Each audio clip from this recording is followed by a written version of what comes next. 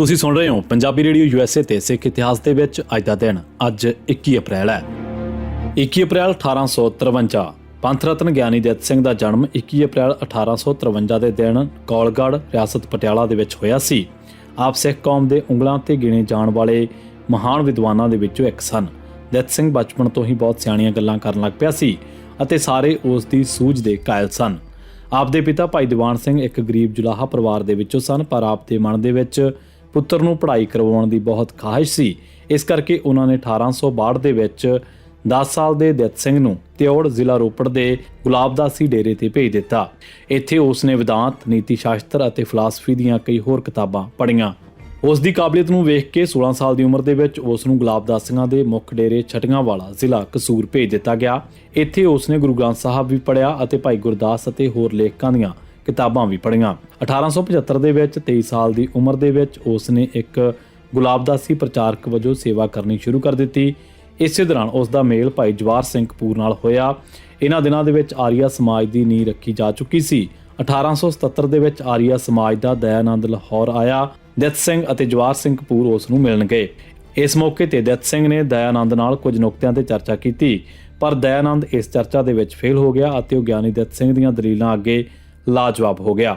ਇਸੇ ਚਰਚਾ ਦੇ ਦੌਰਾਨ ਗਿਆਨੀ ਦਿੱਤ ਸਿੰਘ ਅਤੇ ਜਵਾਹਰ ਸਿੰਘ ਕਪੂਰ ਨੂੰ ਅਹਿਸਾਸ ਹੋ ਗਿਆ ਕਿ ਦਇਆਨੰਦ ਕੋਲ ਕੁਝ ਨਹੀਂ, ਲੋਕ ਐਵੇਂ ਹੀ ਭੇਡ ਚਾਲ ਦੇ ਵਿੱਚ ਉਸ ਦੇ ਪਿੱਛੇ ਲੱਗੇ ਹੋਏ ਨੇ। ਉਹਨਾਂ ਦਿਨਾਂ ਦੇ ਵਿੱਚ ਹੀ ਸਿੰਘ ਸਭਾ ਲਹਿਰ ਸ਼ੁਰੂ ਹੋ ਚੁੱਕੀ ਸੀ ਅਤੇ ਦੋਵੇਂ ਇਸ ਲਹਿਰ ਦਾ ਹਿੱਸਾ ਬਣ ਗਏ। 11 ਅਪ੍ਰੈਲ 1880 ਦੇ ਦਿਨ ਗਿਆਨੀ ਦਿੱਤ ਸਿੰਘ ਨੇ ਗੁਰਮੁਖੀ ਅਖਬਾਰ ਸ਼ੁਰੂ ਕੀਤਾ, ਜੋ ਛੇਤੀ ਹੀ ਹਰਮਨ ਪਿਆਰਾ ਹੋ ਗਿਆ। ਇਹਨਾਂ ਦਿਨਾਂ ਦੇ ਵਿੱਚ ਹੀ ਗਿਆਨੀ ਦਿੱਤ ਸਿੰਘ ਅਤੇ ਪ੍ਰੋਫੈਸਰ ਗੁਰਮੁਖ ਸਿੰਘ ਦੇ ਵਿੱਚ ਦੋਸਤੀ ਬਣ ਗਈ ਅਤੇ ਇਸ ਦੋਸਤੀ ਨੇ ਸਿੱਖ ਕੌਮ ਨੂੰ ਮਹਾਨ ਦੇਣ ਦਿੱਤੀ। ਕੁਝ ਚਿਰ ਮਗਰੋਂ ਪ੍ਰੋਫੈਸਰ ਗੁਰਮੁਖ ਸਿੰਘ ਨੇ ਖਾਲਸਾ ਅਖਬਾਰ ਸ਼ੁਰੂ ਕੀਤਾ। ਇਸ ਅਖਬਾਰ ਦਾ ਸਾਰਾ ਕੰਮ ਵੀ ਗਿਆਨੀ ਦਿੱਤ ਸਿੰਘ ਹੀ ਕਰਦੇ ਹੁੰਦੇ ਸਨ। ਦੋਵਾਂ ਸ਼ਖਸੀਅਤਾਂ ਨੇ ਸਿੱਖੀ ਦੇ ਵਿੱਚ ਆਏ ਨਿਘਾਰ ਨੂੰ ਖਤਮ ਕਰਨ ਦੇ ਵਿੱਚ ਵੱਡਾ ਰੋਲ ਅਦਾ ਕੀਤਾ। ਗਿਆਨੀ ਦਿੱਤ ਸਿੰਘ ਜੀ ਦੇ 2 ਬੱਚੇ ਸਨ। ਬੇਟਾ ਬਲਦੇਵ ਸਿੰਘ ਜਨਮ 1886, ਬੇਟੀ ਵਿਦਿਆਵੰਤ ਕੌਰ ਜਨਮ 1890। 17 ਜੂਨ 1901 ਦੇ ਦਿਨ ਵਿਦਿਆਵੰਤ ਕੌਰ ਦੀ ਮੌਤ ਹੋ ਗਈ। ਇਸ ਬੇਟੀ ਦੇ ਨਾਲ ਆਪ ਦਾ ਬਹੁਤ ਪਿਆਰ ਸੀ। ਇਸ ਮੌਤ ਨੇ ਉਹਨਾਂ ਨੂੰ ਬਹੁਤ ਉਦਾਸ ਕਰ ਦਿੱਤਾ। ਭਾਵੇਂ ਆਪ ਫਿਰ ਵੀ ਕੌਮ ਦੀ ਸੇਵਾ ਕਰਦੇ ਰਹੇ, ਪਰ ਉਹਨਾਂ ਦੇ ਮਨ ਦੀ ਦਲਗੀਰੀ ਨੇ ਉਹਨਾਂ ਦਾ ਸਾਥ ਨਾ ਛੱਡਿਆ ਤੇ 6 ਸਤੰਬਰ 1906 ਦੇ ਦਿਨ ਉਹ ਇਸ ਫਾਨੀ ਦੁਨੀਆ ਤੋਂ ਵਿਦਾ ਹੋ ਗਏ।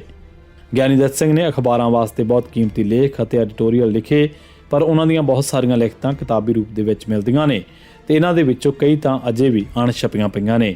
ਉਹਨਾਂ ਦੀਆਂ ਲਿਖਤਾਂ ਦੇ ਵਿੱਚੋਂ ਮੁੱਖ ਇਹ ਨੇ: ਖਾਲਸਾ ਧਰਮ ਸੰਸਕਾਰ ਵਿਧੀ, ਨਕਲੀ ਸਿੱਖ ਪ੍ਰਬੋਧ, ਦੰਭ ਨਿਵਾਰਣ, ਮੇਰਾ ਤੇ ਸਾਧੂ ਦਇਆਨੰਦ ਦਾ ਸੰਵਾਦ, ਜੀਵਨ ਗੁਰੂ ਨਾਨਕ ਸਾਹਿਬ, ਗੁਰੂ ਅਮਰਦਾਸ ਸਾਹਿਬ, ਗੁਰੂ ਅਰਜਨ ਸਾਹਿਬ, ਗੁਰੂ ਹਰਿਰਾਏ ਸਾਹਿਬ, ਗੁਰੂ ਹਰਕ੍ਰਿਸ਼ਨ ਸਾਹਿਬ, ਕਲਗੀਧਰ ਉਪਕਾਰ, ਸਿੰਘਣੀਆਂ ਦਾ ਸਿਦਕ, ਭਾਈ ਤਾਰੂ ਸਿੰਘ ਦੀ ਸ਼ਹੀਦੀ, ਸਿੱਖ ਬੱਚੇ ਦੀ ਸ਼ਹੀਦੀ, ਗੁਰੂ ਨਾਨਕ ਪ੍ਰਬੋਧ, ਪੰਥ ਸੁਧਾਰ ਬਿਨੇ ਪੱਤਰ, ਦੁਰਗਾ ਪ੍ਰਬੋਧ, ਗੁਰਮਤ ਆਰਤੀ ਪ੍ਰਬੋਧ, ਡਰਪੋਕ ਸਿੰਘ, ਰਾਜ ਪ੍ਰਬੋਧ, ਸੁਲਤਾਨ ਪੁਆੜਾ, ਨਵਾਂ ਨਕਲੀ ਸਿੱਖ ਪ੍ਰਬੋਧ, ਖਾਲਸਾ ਪੱਤਰ ਤੇ ਕਈ ਹੋਰ। 21 ਅਪ੍ਰੈਲ 1986 ਦੇ ਦਿਨ ਪੰਜਾਬ ਪੁਲਿਸ ਨੇ ਇੰਦਰਜੀਤ ਸਿੰਘ ਪੁੱਤਰ ਪ੍ਰੀਤਮ ਸਿੰਘ ਦਸ਼ਮੇਸ਼ ਇੰਜੀਨੀਅਰਿੰਗ ਵਰਕਸ ਦਸੂਹਾ ਨੂੰ ਇੱਕ ਨਕਲੀ ਮੁਕਾਬਲੇ ਦੇ ਵਿੱਚ ਸ਼ਹੀਦ ਕਰ ਦਿੱਤਾ। 21 ਅਪ੍ਰੈਲ 1999 ਦਿਨ ਪੁਲਿਸ ਨੇ ਬਲਦੇਵ ਸਿੰਘ ਪੁੱਤਰ ਬੁੱਢਾ ਸਿੰਘ ਵਾਸੀ ਘੜਿਆਲੀ ਜ਼ਿਲ੍ਹਾ ਅੰਮ੍ਰਿਤਸਰ ਨੂੰ ਇੱਕ ਨਕਲੀ ਮੁਕਾਬਲੇ ਦੇ ਨਾਂ ਤੇ ਸ਼ਹੀਦ ਕਰ ਦਿੱਤਾ। 21 ਅਪ੍ਰੈਲ 1990 ਦਿਨ ਪੰਜਾਬ ਪੁਲਿਸ ਨੇ ਮਹਿੰਦਰ ਸਿੰਘ ਉਰਫ ਗਿਆਨੀ ਵਾਸੀ ਕਾਨੂੰਵਾਲ ਗੁਰਦਾਸਪੁਰ, ਕਰਨੈਲ ਸਿੰਘ ਪੁੰਨੀਆ, ਰਣਜੀਤ ਸਿੰਘ ਰਾਣਾ ਵਾਸੀ ਜਵੱਦੀ ਕਲਾਂ ਅੰਮ੍ਰਿਤਸਰ, ਲਾਲ ਸਿੰਘ ਵਾਸੀ ਜੌਲ ਰਾਜੂ ਸਿੰਘ ਅੰਮ੍ਰਿਤਸਰ, ਪ੍ਰੀਤਮ ਸਿੰਘ ਪੀਤੂ ਪੁੱਤਰ ਅਵਤਾਰ ਸਿੰਘ ਵਾਸੀ ਬੂਟੀਆਂ ਵਾਲਾ ਫਿਰੋਜ਼ਪੁਰ ਨੂੰ ਨਕਲੀ ਮੁਕਾਬਲਿਆਂ ਦੇ ਵਿੱਚ ਸ਼ਹੀਦ ਕਰ ਦਿੱਤਾ। 21 ਅਪ੍ਰੈਲ 1991 ਦਿਨ ਪੰਜਾਬ ਪੁਲਿਸ ਨੇ ਬਲਕਾਰ ਸਿੰਘ ਪੁੱਤਰ ਬਚਨ ਸਿੰਘ ਵਾਸੀ ਕਲੇਰ ਨੇੜੇ ਰਾਜਾ ਸਾਂਸੀ ਜ਼ਿਲ੍ਹਾ ਅੰਮ੍ਰਿਤਸਰ, ਰਣਜੀਤ ਸਿੰਘ ਰਾਣਾ ਵਾਸੀ ਧਾਨੇ ਚੀਮਾ ਅਤੇ ਅਵਤਾਰ ਸਿੰਘ ਵਾਸੀ ਕੱਥੂ ਨੰਗਲ ਅੰਮ੍ਰਿਤਸਰ ਨੂੰ ਨਕਲੀ ਮੁਕਾਬਲਿਆਂ ਦੇ ਵਿੱਚ ਸ਼ਹੀਦ ਕਰ ਦਿੱਤਾ।